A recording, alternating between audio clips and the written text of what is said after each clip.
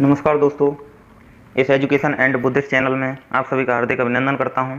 मैं जोबिल कुमार आज आपके लिए पर्यावरण शिक्षा के बहुत ही महत्वपूर्ण प्रश्न लाया हूं। जैसा कि सभी शिक्षक भर्ती परीक्षा में ये प्रश्न पूछे जाते हैं और पर्यावरण अध्ययन एक अत्यंत महत्वपूर्ण विषय होता है।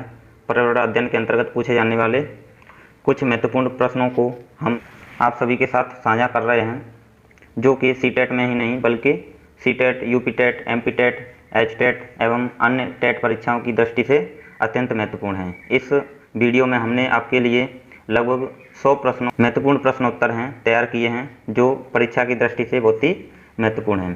परीक्षा से पहले इन सभी प्रश्नों को आप एक बार अवश्य देखें, क्योंकि परीक्षा में इसी से संबंधित प्रश्न पूछे जाने की संभावना है।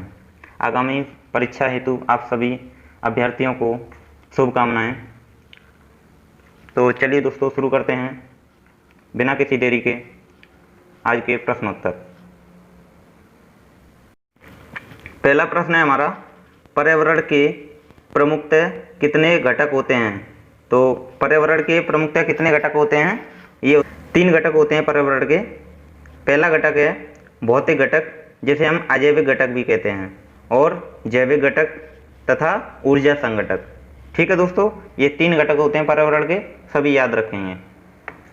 चलिए अगला प्रश्न है हमारा, आदि मानव की भौतिक पर्यावरण की कार्यात्मकता में भूमिका किस प्रकार की थी? तो पाता तथा दाता। पाता किसे कहते हैं? प्राप्त करने वाला यानी कि रिसीवर, और दाता कहते हैं देने वाला यानी कि डिस्ट्रीब्यूटर। ठीक है दोस्तों, तो आदि मानव की भौतिक पर्यावरण की कार्यात्मकता में भूमिका किस प्रकार की थी? पाता और दाता यानी रिसीवर एंड कंट्रीब्यूटर। ठीक है दोस्तों, चलिए अगला प्रश्न है, कौन सा मानव पर्यावरण का विध्वंसक माना जाता है? तो कौन सा मानव जो है वो पर्यावरण का विध्वंसक यानी कि पर्यावरण को हानि पहुंचाने वाला माना जाता है? तो वो होता है प्रौद्योगिकी मानव। ठीक है, कौन सा होता है? प्रौद्योगिकी मानव। चलिए अगला है प्रश्न नंबर 4, कौन सी विधा ने मानव को सामूहिक जीवन प्रदान किया है? तो कौन सी विधा यानी कि कौन सा चलन है जिसने मानव को सामूहिक जीवन प्रदान किया है? तो वो है पशुपालन। कौन सी विधा? ये पशुपालन है जिसने मानव को सामूहिक जीवन प्रदान किया है। अगला है प्रश्न नंबर 5, खेती की सर्वाधिक पुरातन प्रणाली है? तो ये प्रश्न कई बार पूछा जाता है दोस्तों परीक्षा में, सीटेट में तो बहुत बार पूछा गया है कि खेती की सर्वाधिक पुरातन प्रणाली है। पुरातन यानी कि प्राचीन प्रणाली, तो कौन सी है? ये है झूम खेती। झूम खेती यानी कि झूम कृषि। ठीक है दोस्तों, चलिए अगला प्रश्न है हमारा प्रश्न नंबर 6, विश्व तथा भारत में आज भी झूम या स्थानांतरण कृषि कहाँ पर प्रचलित है? तो दूसरा नाम भी हमें पता चला दोस्तों, झूम खेती यानी झूम कृषि का जो दूसरा नाम है वो है स्थानांतरण कृषि। ठीक है, वो कहाँ पर प्रचलित है? तो ये दक्षिण एवं दक्षिणी पूर्वी, यहाँ पर दक्षिणी पूर्वी हो जाएगा। ठीक है, दक्षिणी पूर्वी एशिया, दक्षिण एवं दक्षिणी पूर्वी एशिया एवं पूर्वोत्तर भारत। तो भारत में पूछा जाए तो कहाँ पर? पूर्वोत्तर भारत में ये कृषि जो है झूम कृषि वो प्रचलित है। चलिए अगला है, मानव भूगोल के जन्मदाता की संज्ञा किसे प्रदान की गई है? तो मानव भूगोल की जन्मदाता की संज्ञा किसे प्रदान की गई है? ये की गई है फ्रेडरिक रेटजल। फ्रेडरिक रेटजल को ये संज्ञा प्रदान की गई है भूगोल के जन्मदाता, मानव भूगोल के जन्मदाता। ठीक है दोस्तों, चलिए बहुत ही महत्वपूर्ण प्रश्न है ये। प्रश्न कैसे लग रहे हैं दोस्तों कमेंट बॉक्स में आप जरूर बताएं, और वीडियो को लाइक करें, साथ ही साथ हमारे चैनल को सब्सक्राइब कर दें अगर पहली बार है चैनल पर तो, और बेल आइकन को भी दबा देंगे जिससे कि हमारा आने वाला वीडियो का नोटिफिकेशन आपको मिल जाएगा। ठीक है दोस्तों, चलिए अगला प्रश्न है प्रश्न नंबर 8, मनुष्य के लिए सर्वाधिक कार्यक्षमता तापमान तथा आर्द्रता कितनी होती है? तो कार्यक्षमता तापमान तथा आर्द्रता कितनी होती है? तो वो हम बताएंगे 25 डिग्री सेल्सियस जो है वो कार्यक्षमता तापमान बहुत अच्छा रहता है, और जो आर्द्रता है वो 60% होनी चाहिए। ठीक है, आर्द्रता 60% और सेल्सियस कितना? 25 डिग्री सेल्सियस होना चाहिए टेम्परेचर। चलिए अगला है प्रश्न नंबर 9, औद्योगिक क्रांति सर्वप्रथम कहाँ प्रारंभ हुई? तो औद्योगिक क्रांति ये हुई थी इंग्लैंड में। कहाँ हुई थी? इंग्लैंड में। ठीक है दोस्तों, ये इंग्लैंड में औद्योगिक क्रांति सर्वप्रथम हुई थी। अगला है 10 नंबर, पर्यावरणीय समस्याओं का प्रादुर्भाव कब से प्रारंभ हुआ? तो ये हुआ औद्योगिक क्रांति एवं आर्थिक निश्चयवाद से। औद्योगिक क्रांति एवं आर्थिक निश्चयवाद के बाद ये पर्यावरणीय समस्याओं का प्रारंभ हुआ था। ठीक है दोस्तों, चलिए अगला प्रश्न है हमारा, अपक्षय कैसी प्रक्रिया है? तो अपक्षय प्रक्रिया है वो कैसी है? भूमिकीय प्रक्रिया है। कैसी है? भूमिकीय प्रक्रिया है अपक्षय।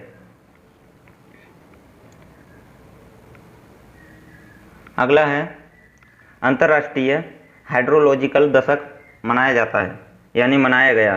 तो अंतर्राष्ट्रीय हाइड्रोलॉजिकल दशक मनाया गया था 1965 से 1974।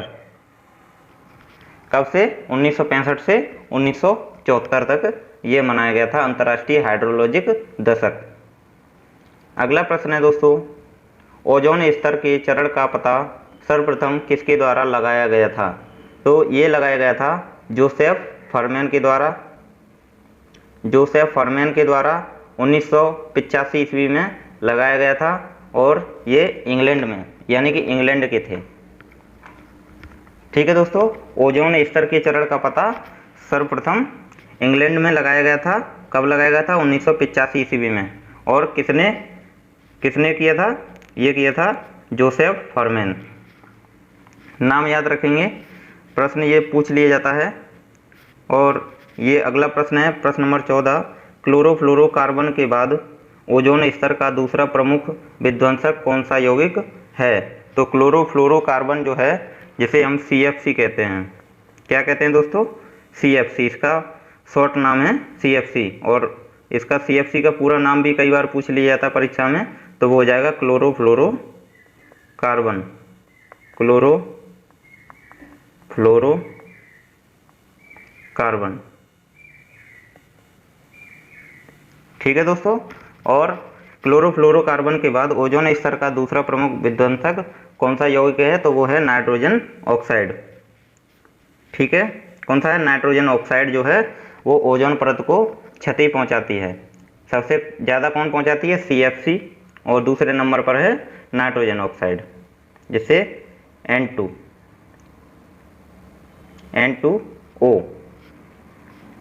चलिए अगला है, भूमिगत जल के दोहन के कारण संसार का कौन सा शहर सर्वाधिक प्रभावित हुआ है?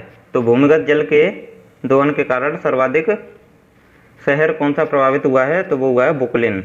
और बुकलिन जो है वो कहाँ पर है? USA, यानी कि अमेरिका।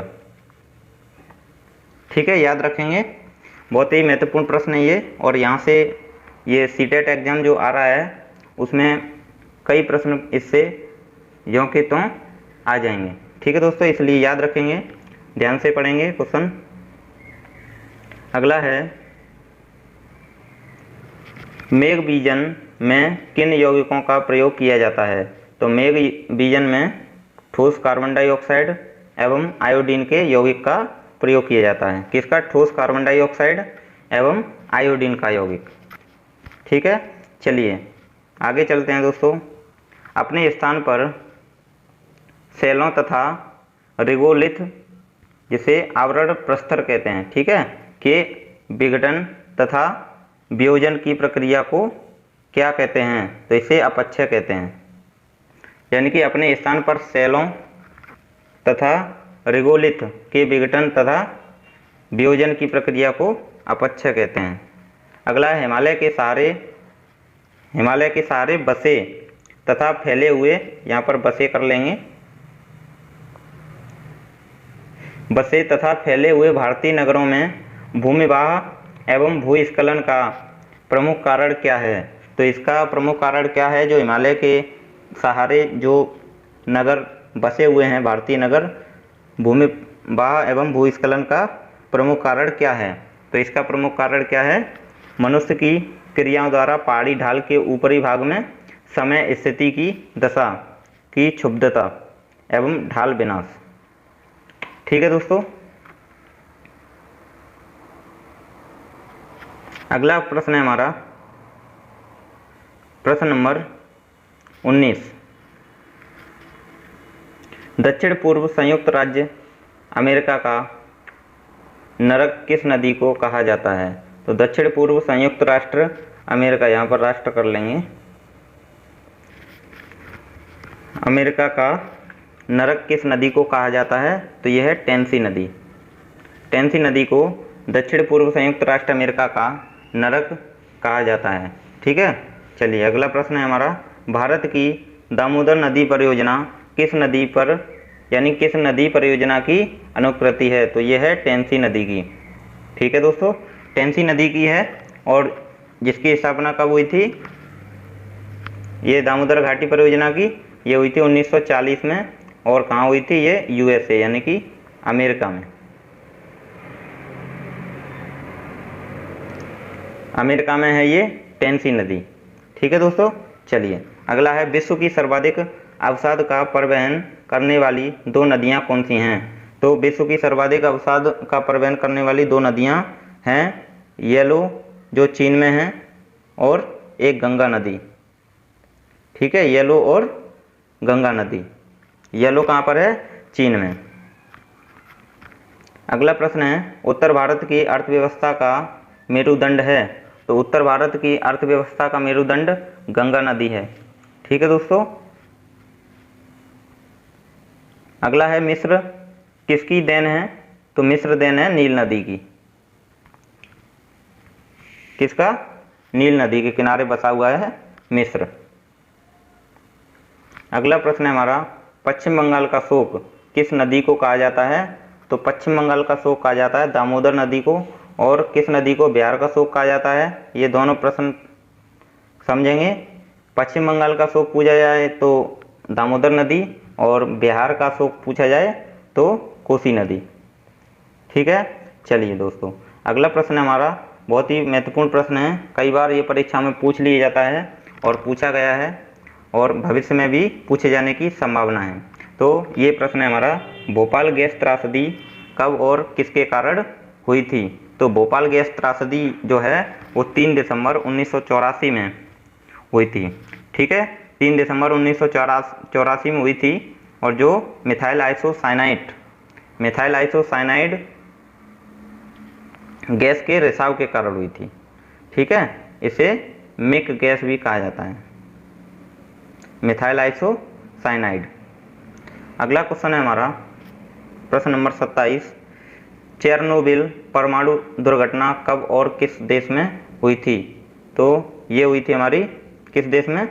ये हुई थी यूक्रेन के चेरनोबिल में, यानी कि यूक्रेन देश का नाम है यूक्रेन।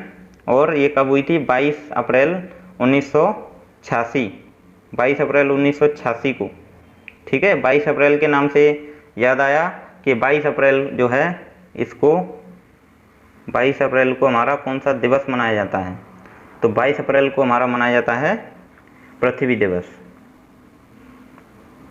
ठीक है दोस्तों, और पृथ्वी दिवस से पहले यानी कि 22 अप्रैल से ठीक एक महीने पहले 22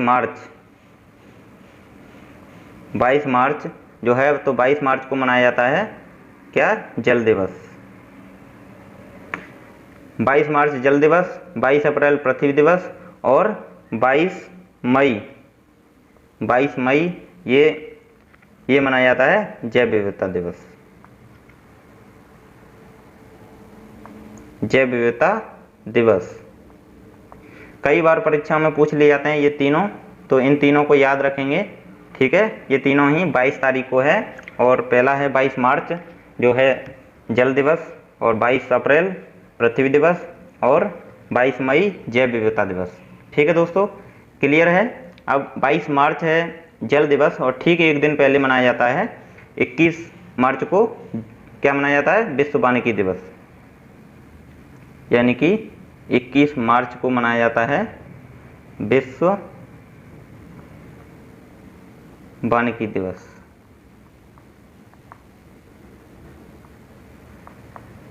ठीक है दोस्तों, चलिए ये सब तो बीच बीच में बता देते हैं, लेकिन इसका एक वीडियो भी मैं बनाऊंगा सभी दिवसों का, उसका नोटिफिकेशन आपको मिल जाएगा। तो उसके लिए सबसे पहले आपको चैनल को सब्सक्राइब करना होगा और साथ में बेल आइकन को दबा देंगे। ठीक है, जिससे कि आपको नोटिफिकेशन मिल जाएगा, जो भी वीडियो हम डालेंगे अपने चैनल पर उसका नोटिफिकेशन आपको मिल जाएगा। चलिए अगला प्रश्न है हमारा, 3 माइल आइलैंड दुर्घटना क्या है? तो 3 माइल आइलैंड दुर्घटना है क्या है? यह यूएसए के परमाणु ऊर्जा संयंत्र की सबसे बड़ी दुर्घटना है।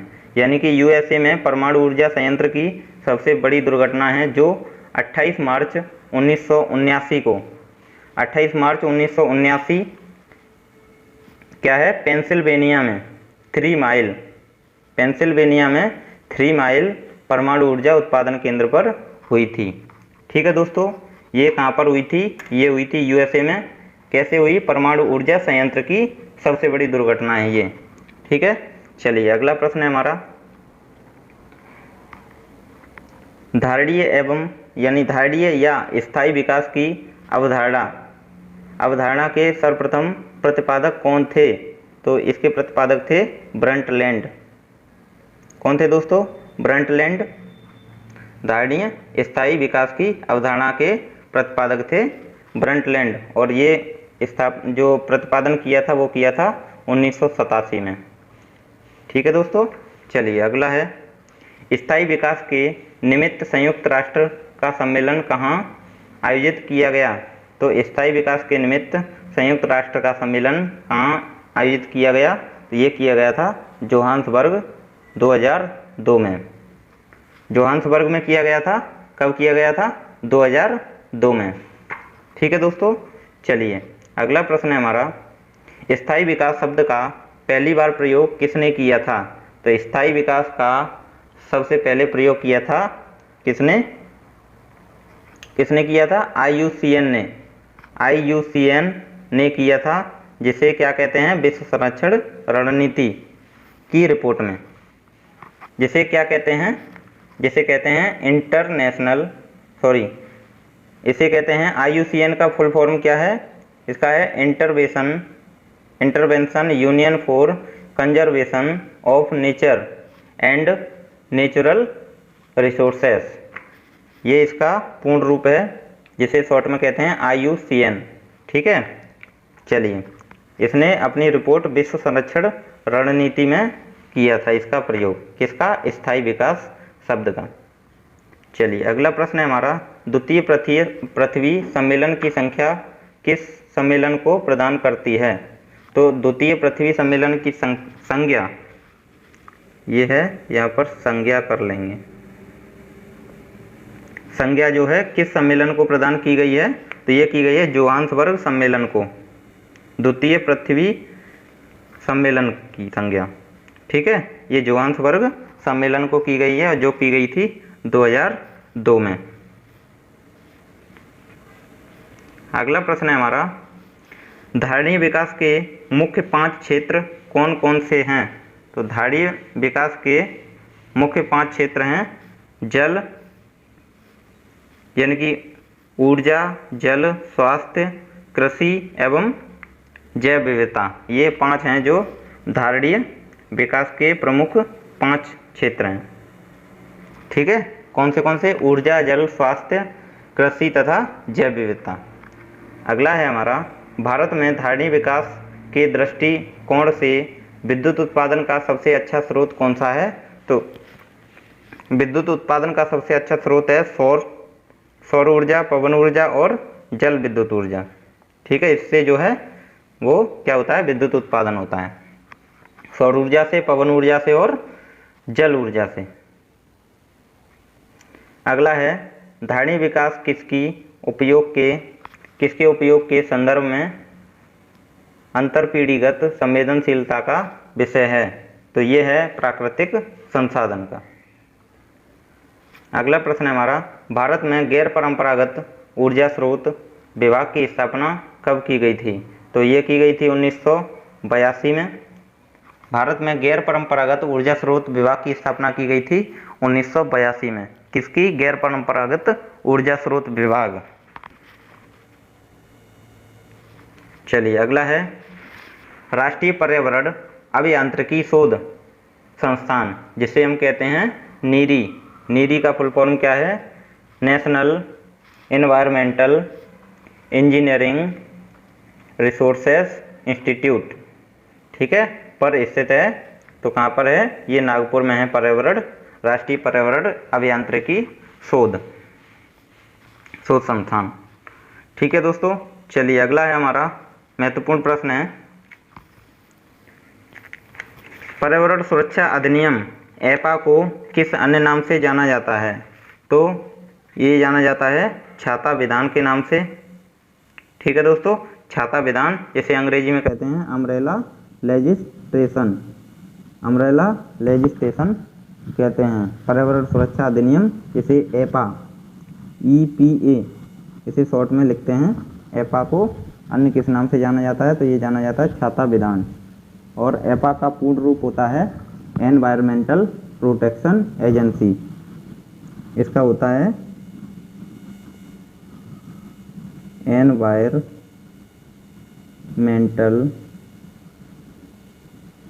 एनवायरमेंटल प्रोटेक्शन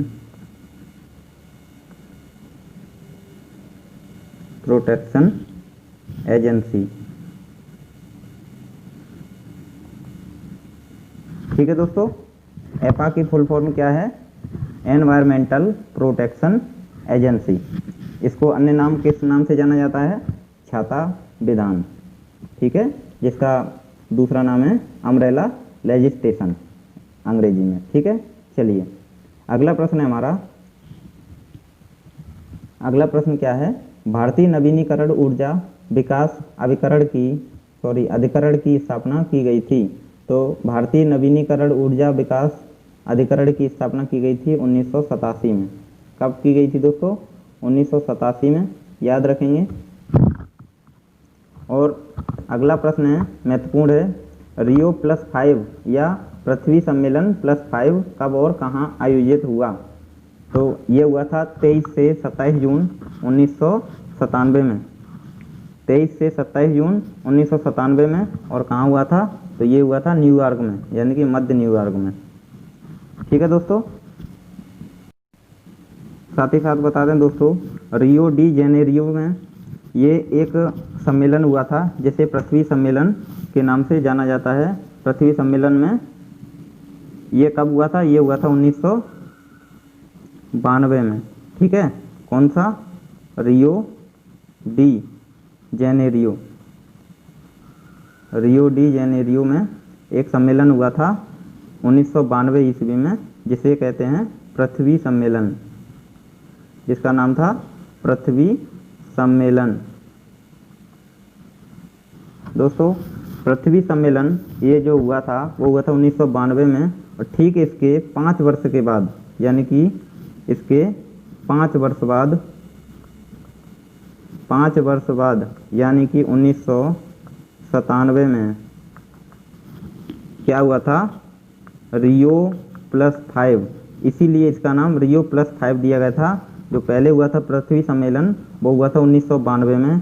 ठीक 5 वर्ष के बाद, 1992 के ठीक 5 वर्ष के बाद क्या हुआ था? ये सम्मेलन हुआ था रियो +5, जिसका नाम है पृथ्वी सम्मेलन +5। ठीक है दोस्तों, ये जो लिखा है पृथ्वी सम्मेलन +5, तो ये सम्मेलन हुआ था, कब हुआ था? 23 से 27 जून, 23 जून से लेकर के 27 जून तक 1997 में हुआ था। और ये हुआ था हमारे न्यूयॉर्क में, मध्य न्यूयॉर्क में। ठीक है, चलिए इससे और दूसरा आ जाता है, यह जो एजेंडा है वो किस एजेंडा के तहत हुआ था? तो ये हुआ था, यह बैठक एजेंडा 21 को लागू करने की दिशा में उठाए गए कदमों के मूल्यांकन हेतु हुआ था। ठीक है, तो ये जो सम्मेलन है वो किसके लिए हुआ था? वो हुआ था एजेंडा 21 को लागू करने की दिशा में। चलिए अगला प्रश्न है हमारा, बहुत ही महत्वपूर्ण प्रश्न है, कई बार पूछ लिया गया है परीक्षा में और भविष्य में भी पूछा जा सकता है। शांति घाटी यानी कि शांत घाटी अवस्थित है। तो शांत घाटी जो है वो केरल में अवस्थित है। कहाँ पर है? केरल में। दोस्तों, शांत घाटी जो है वो केरल में स्थित है। ठीक है, उदाहरणतः केरल स्थित शांति घाटी में प्रचुर जैव विविधता पाई जाती है। क्या पाई जाती है? जैव विविधता अधिक पाई जाती है। ठीक है, और यह केरल के कहाँ पर है, पलक्कड़ जिले में है, यानी कि पलक्कड़ जिले में, पलक्कड़ जिले में। कितनी लंबाई चौड़ाई में है, तो ये है 12 किलोमीटर लंबी तथा 7 किलोमीटर चौड़ी, यानी कि इसकी लंबाई जो है 12 किलोमीटर है और चौड़ाई जो है वो है 7 किलोमीटर चौड़ाई। ठीक है दोस्तों, ये इस क्षेत्र में विस्तृत है इसकी, और इसे क्या कहा जाता है, यह पश्चिमी घाट पर्वतों का हिस्सा है। किसका है, पश्चिमी घाट पर्वतों का हिस्सा है।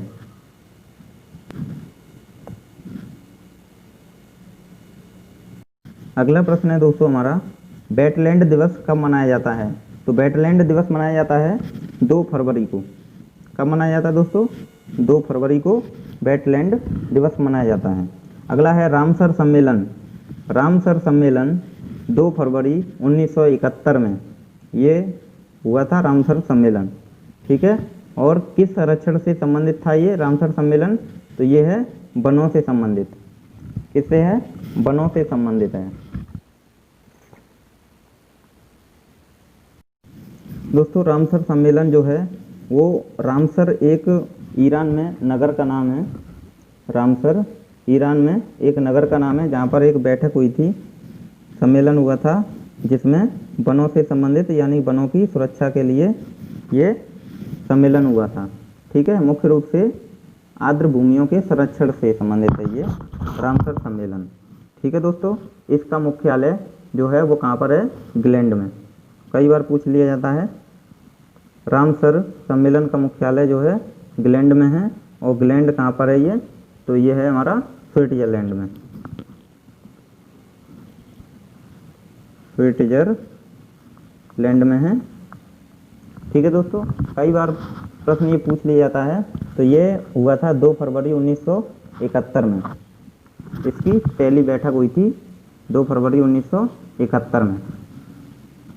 चलिए, बहुत ही महत्वपूर्ण प्रश्न था। अगला प्रश्न है हमारा, भारत में किस राज्य में सबसे बड़ी अंतर्देशीय लवणीय आर्द्र भूमि है। तो भारत में किस राज्य में है ये सबसे बड़ी अंतर्देशीय लवणीय आर्द्र भूमि, तो ये है गुजरात में। अगला प्रश्न है हमारा, जीवमंडल आरक्षित परिरक्षण क्षेत्र है। जीवमंडल आरक्षित परिरक्षण क्षेत्र है, तो ये है आनुवंशिक विभिन्नता के, आनुवंशिक विभिन्नता के क्षेत्र हैं। ठीक है, अगला है, जलवायु परिवर्तन का मुख्य कारण है। जलवायु परिवर्तन का कारण क्या है, तो यह है हरित गृह प्रभाव, ओजोन परत का क्षरण एवं प्रदूषण। ये मुख्य कारण हैं, हरित गृह प्रभाव और ओजोन परत का क्षरण, और यह है प्रदूषण, जलवायु परिवर्तन का कारण। अगला प्रश्न है हमारा, ग्रीन हाउस गैसों की संकल्पना किसके द्वारा की गई थी।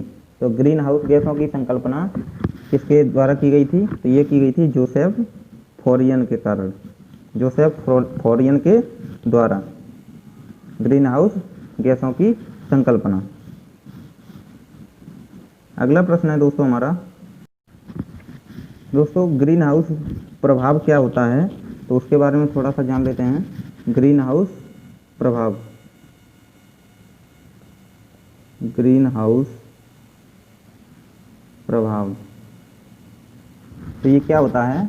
ग्रीन हाउस प्रभाव में वायुमंडलीय गैसों जैसे मुख्यतः होती है कार्बन डाइऑक्साइड द्वारा अवरक्त किरण को अवशोषित कर लिए जाने से वायुमंडल का तापमान बढ़ता है। ठीक है, ग्रीन हाउस प्रभाव क्या होता है, तो सूर्य की किरणें, अवरक्त किरणें जो है पृथ्वी पर आ जाती हैं। मुख्य रूप से इसमें क्या होता है, कार्बन डाइऑक्साइड गैस होती है, तो ये मुख्य रूप से पृथ्वी पर आ तो जाती है लेकिन वापस नहीं जा पाती है। ठीक है, पृथ्वी से वापस नहीं जा पाती है, तो क्या होता है, कार्बन डाइऑक्साइड गैस के कारण जो है पृथ्वी का तापमान बढ़ जाता है, तापमान बढ़ता है, तो इसे ही हम कहते हैं ग्रीन हाउस प्रभाव। ठीक है दोस्तों, चलिए। और इसकी संकल्पना किसने की थी ग्रीन हाउस गैसों की? तो ये की थी जोसेफ फोरियन ने। क्लियर है? चलिए, अगला प्रश्न है दोस्तों हमारा, 50 से अधिक देशों द्वारा समर्थित यूएन का मौसम परिवर्तन समझौता कब प्रभावी हुआ? तो ये जो है 50 से अधिक देश द्वारा समर्थित यूएन का मौसम परिवर्तन समझौता कब प्रभावी हुआ था? तो ये हुआ 21 मार्च 1994 को। और 21 मार्च को क्या होता है? विश्व वानिकी दिवस। 21 मार्च को मनाया जाता है विश्व वानिकी दिवस। इसी दिन क्या हुआ था? 50 से अधिक देशों ने समर्थन किया था मौसम परिवर्तन समझौता के लिए। अगला है हमारा, कार्बन डाइऑक्साइड का सर्वाधिक उत्सर्जन करने वाला देश है? तो सबसे ज़्यादा कार्बन डाइऑक्साइड गैस का उत्सर्जन करता है चाइना, यानी कि चीन। ठीक है दोस्तों, अगला है, मानव की कौन सी क्रिया जलवायु से सर्वाधिक प्रभावित होती है? तो कौन सी क्रिया है वो जलवायु से सर्वाधिक प्रभावित होती है? तो वो है कृषि। ठीक है, चलिए अगला है हमारा, ओजोन परत मुख्यतः अवस्थित रहती है? तो ये रहती है स्ट्रेटोस्फीयर, स्ट्रेटोस्फीयर या फिर समताप मंडल, समताप मंडल में। ठीक है, ओजोन परत मुख्य रूप से अवस्थित रहती है। और दोस्तों, ओजोन परत की मोटाई अगर पूछी जाती है तो वो होती है हमारी कितनी मोटाई, यानी कि इसका विस्तार पूछा जाएगा कितनी ऊंचाई तक है? तो पृथ्वी से ये 20 किलोमीटर ऊंचाई से शुरू होती है और 35 किलोमीटर ऊंचाई तक ये चलती है। ठीक है, ओजोन परत। और साथ में बता दें, ओजोन परत जो है वो किससे हमें बचाती है? तो ये बचाती है सूर्य से निकलने वाली पराबैंगनी किरणों से। किससे? पराबैंगनी किरणों से। पराबैंगनी किरणों से हमें बचाती है, जो हानिकारक किरणें रहती हैं पृथ्वी पर आने से रोकती है इसको। और ओजोन परत को क्षति पहुंचाती है वो कौन सी गैस है? तो क्षति पहुंचाती है हमें कौन? CFC, CFC यानी कि क्लोरोफ्लोरोकार्बन। ठीक है दोस्तों, और अगली है हमारा, अगला क्वेश्चन है, ओजोन परत पृथ्वी से करीब कितनी ऊंचाई पर है? तो ये मैंने अभी बताया था 20 किलोमीटर ऊंचाई पर ओजोन परत मिल जाती है। ओजोन बायोस्फीयर को बचाती है। किससे बचाती है बायोस्फीयर को? ये बचाती है पराबैंगनी किरणों से। ठीक है दोस्तों, पराबैंगनी किरणों से बचाती है। सूर्य से आने वाली पराबैंगनी किरणों से हो सकता है तो कौन सी बीमारी होती है इन पराबैंगनी किरणों से? तो इनसे होती है त्वचा कैंसर। त्वचा कैंसर जो है वो इन किरणों से हो जाता है। अगला है, विश्व ओजोन दिवस कब मनाया जाता है? बहुत ही महत्वपूर्ण प्रश्न है, कई बार परीक्षा में पूछ लिया जाता है। तो ये है 16 सितंबर। 16 सितंबर को ओजोन दिवस मनाया जाता है। ठीक है दोस्तों, और ओजोन जो है उसका रासायनिक सूत्र होता है O3, और ये ओजोन है वो किसका तत्व है? तो ये है हमारा ऑक्सीजन का। ऑक्सीजन को लिखते हैं O2 से, और ये ऑक्सीजन का ये तत्व है। ठीक है, ओजोन। अगला है हमारा, फ्रिजों में कौन सी गैस भरी जाती है? तो फ्रिजों में गैस भरी जाती है वो है फ्रीओन। कौन सी है? फ्रीओन। फ्रीओन गैस भरी जाती है फ्रिजों में। ये यहाँ पे मेफ्रॉन लिखा है, ये गलत है, यहाँ पे फ्रीओन कर लेंगे। अगला है, वैज्ञानिकों की किस टीम ने सर्वप्रथम अंटार्कटिका के ऊपर ओजोन छिद्र का पता लगाया था? तो ये कहाँ की टीम थी जिसने अंटार्कटिका में ओजोन परत में छेद का पता लगाया था? वो लगाया था ब्रिटिश टीम ने। ठीक है, चलिए अगला है, ओजोन परत का निर्माण सर्वाधिक है? तो सर्वाधिक निर्माण कहाँ पर है? तो ये है अंटार्कटिका के ऊपर। मॉन्ट्रियल प्रोटोकॉल जिसकी ये डेट दी है 1 जनवरी 1989, किसके रक्षण से संबंधित है? तो ये है संकटग्रस्त प्रजातियों से, संकटग्रस्त प्रजातियों से संबंधित है। ठीक है, मॉन्ट्रियल प्रोटोकॉल। किसके तिब्बत के पठार के ऊपर वर्ष 2005 में ओजोन मंडल यानी कि ओजोन हेलो का पता लगाया था? तो किस तिब्बत के पठार के ऊपर लगाया था? तो ये लगाया था 2005 में, ये लगाया था GW कैट मूर ने, GW कैट मूर ने पता लगाया था। ठीक है। अगला है भारत के कुल क्षेत्रफल में वनों का क्षेत्रफल कितना है?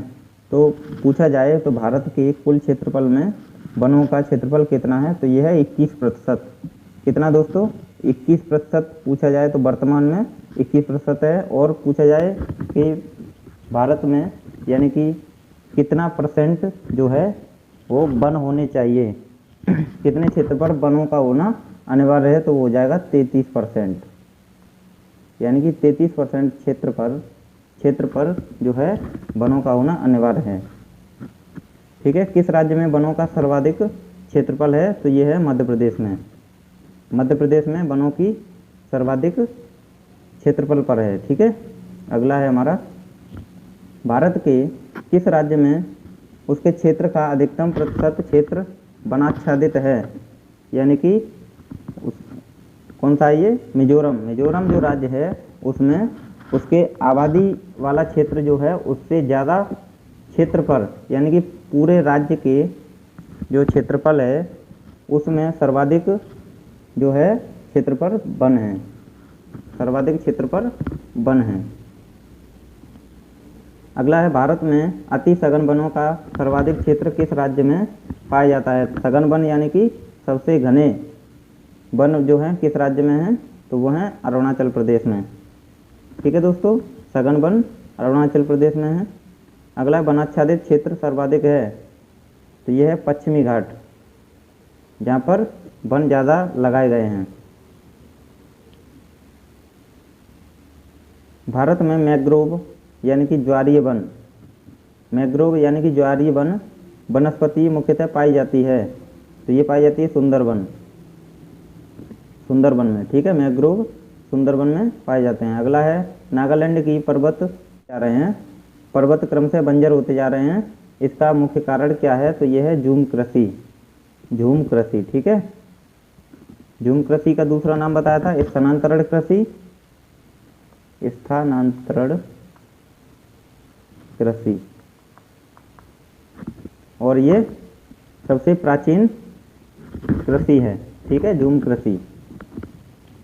अगला है, भारतीय वन्य जीव संस्थान कहाँ पर स्थित है? तो ये है देहरादून में, सभी लोग जानते होंगे। भारतीय वन्य जीव संस्थान कहाँ पर है? देहरादून में। और अगला प्रश्न है, विश्व के वन्य जीव भारत में कहाँ पाए जाते हैं? भारत में पाए जाते हैं, तो ये कितने प्रतिशत हैं? ये 5% हैं जो विश्व के वन्य जीव के अकेले भारत में पाए जाते हैं, 5%। ठीक है, चलिए अगला है, WWF का प्रतीक कौन सा जानवर है? तो WWF का प्रतीक जो है वो जॉइंट पांडा है, जॉइंट पांडा को WWF का प्रतीक चिन्ह मानते हैं। अगला है, चिपको आंदोलन मुख्य रूप से यानी मूल रूप से किसके विरुद्ध था? तो चिपको आंदोलन था वो वनोन्मूलन के विरुद्ध था, यानी कि वनों की कटाई से, वृक्षों की कटाई के विरुद्ध जो है चिपको आंदोलन चलाया गया था। ठीक है, चिपको आंदोलन कहाँ से चलाया गया था? तो ये चलाया गया था तुम्हारा उत्तराखंड से। पूछा जाए किस राज्य से ये शुरू हुआ था? तो ये हुआ था उत्तराखंड से, उत्तराखंड राज्य से। और दूसरा, चिपको आंदोलन किसके नेतृत्व में चलाया गया था? तो ये चलाया गया सुंदरलाल बहुगुणा, सुंदरलाल बहुगुणा, इनके नेतृत्व में जो है चिपको आंदोलन चलाया गया था। ठीक है दोस्तों, चलिए अगला प्रश्न है हमारा, विश्व वन्य जीव दिवस कब मनाया जाता है? तो विश्व वन्य जीव दिवस मनाया जाता है 3 मार्च को। ठीक है, अगला है, national bureau of point genetic resources कहाँ पर स्थित है? तो यह है नई दिल्ली में। अगला है हमारा विश्व बाघ शिखर सम्मेलन 2010 का आयोजन कहाँ पर किया गया था? तो विश्व बाघ शिखर सम्मेलन 2010 का आयोजन किया गया था पीटर्सबर्ग में। कहाँ पर? पीटर्सबर्ग। अगला प्रश्न है हमारा 75 नंबर, पेड़ पौधों एवं जंतुओं में सर्वाधिक विविधता विशेषता है। तो ये प्रश्न है हमारा, इम्पोर्टेंट क्वेश्चन है ये। पेड़ पौधों एवं जंतुओं में सर्वाधिक विविधता विशेषता है तो क्या है? उष्णकटिबंधीय आर्द्र वन की, उष्णकटिबंधीय आर्द्र वन। अगला है अंतर्राष्ट्रीय टाइगर दिवस कब मनाया जाता है? ये मनाया जाता है 29 जुलाई। और प्रोजेक्ट टाइगर प्रारंभ किया गया था, तो ये किया गया था 1973 में। ठीक है दोस्तों, 1973 में प्रोजेक्ट टाइगर प्रारंभ किया गया था। अगला है भारत का राष्ट्रीय जैविक उद्यान कहाँ पर स्थित है? तो यह है नई दिल्ली में जैविक राष्ट्रीय उद्यान। भारत का पूछा जाए तो नई दिल्ली में है। अगला है भारत का सर्वप्रथम राष्ट्रीय उद्यान कौन सा है? तो यह है जिम कॉर्बेट, यानी कि ये कॉर्बेट दिया है इसको, जिम कॉर्बेट राष्ट्रीय उद्यान।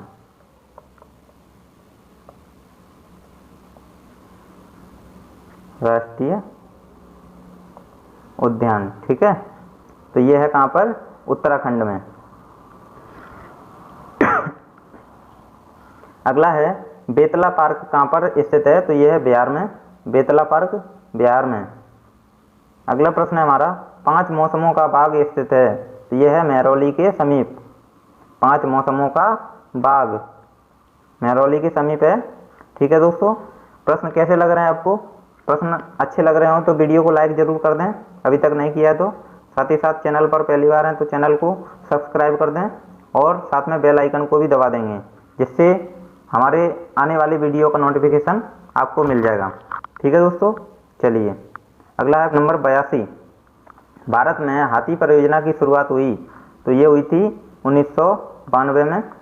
हाथी परियोजना की स्थापना 1992 में। जंगली गधों का अभ्यारण्य कहाँ पर स्थित है? तो जंगली गधों का अभ्यारण्य है गुजरात में। अभ्यारण्य राइनो के लिए जाना जाता है, तो कौन सा जो है वो जाना जाता है? काजीरंगा अभ्यारण्य, तो जाना जाता है राइनो यानी कि एक सींग वाला गेंडा के लिए। और एक सींग वाला गेंडा कहाँ पर पाया जाता है? ये पाया जाता है पश्चिम बंगाल व असम में। पश्चिम बंगाल व असम में। सरिस्का एवं रणथंभौर किस जानवर के लिए संरक्षित है? तो यह है बाघ के लिए। सरिस्का एवं रणथंभौर किस जानवर के लिए संरक्षित है? बाघ के लिए है। सलीम अली राष्ट्रीय उद्यान कहाँ पर स्थित है? तो यह है जम्मू कश्मीर। सलीम अली राष्ट्रीय उद्यान कहाँ पर है? जम्मू कश्मीर। और सलीम अली जो हैं किससे संबंधित थे? तो वो हमारा हो जाएगा पर्यावरण से संबंधित, पर्यावरण संरक्षण से संबंधित। ठीक है, पर्यावरण संरक्षण से संबंधित थे सलीम अली। अगला है भारत का प्रथम तितली उद्यान कहाँ पर है? तो तितली उद्यान अगर पूछा जाए तो यह है बन्नरघट्टा जैविक उद्यान, जो कहाँ पर है? बेंगलुरु में। ठीक है दोस्तों, अगला है भारत में टाइगर प्रोजेक्ट के अंतर्गत कितने संरक्षित क्षेत्र हैं? ये हैं 46। टाइगर प्रोजेक्ट के अंतर्गत कितने संरक्षित क्षेत्र हैं? 46। अगला है पानी कहाँ पर गैस, तरल और ठोस के रूप में उपलब्ध है? तो यह है हाइड्रोस्फीयर। हाइड्रोस्फीयर में जो है पानी तीनों रूप में पाया जाता है, गैस, तरल और ठोस। अगला है पृथ्वी की कुल सतह में लगभग कितने फीसदी क्षेत्र जलमंडल वाला है? तो ये है हमारा 70% क्षेत्रफल केवल पानी है, यानी कि जल है। भारत का सबसे पुराना एनजीओ आधारित संरक्षण अनुसंधान कौन है? तो यह है Bombay natural history society. Bombay natural history society जिसे कहते हैं BNHS, मुंबई में है। ठीक है, चलिए अगला है भारतीय वनस्पति सर्वेक्षण का मुख्यालय कहाँ पर है? यह है हमारा कोलकाता में। अगला है दुनिया में रबड़ का सबसे बड़ा उत्पादक और निर्यातक कौन है? यह थाईलैंड। ठीक है दोस्तों, बहुत ही महत्वपूर्ण प्रश्न है, पिछली बार ये सीटेट एग्जाम में पूछा गया था। रबड़ का सर्वाधिक उत्पादक कौन है? तो यह थाईलैंड। अगला प्रश्न है हमारा, भारतीय प्राणी सर्वेक्षण की स्थापना कब की गई? ये की गई थी 1916 में। भारतीय प्राणी सर्वेक्षण की स्थापना, जिसे ZSI कहते हैं। अगला है हमारा, जीवाश्म ईंधन मुख्य रूप से बना होता है। तो जीवाश्म ईंधन जो है वो मुख्य रूप से बना होता है कार्बन का। किसका? कार्बन का। अगला प्रश्न है हमारा दोस्तों, पनबिजली किस श्रेणी में आती है?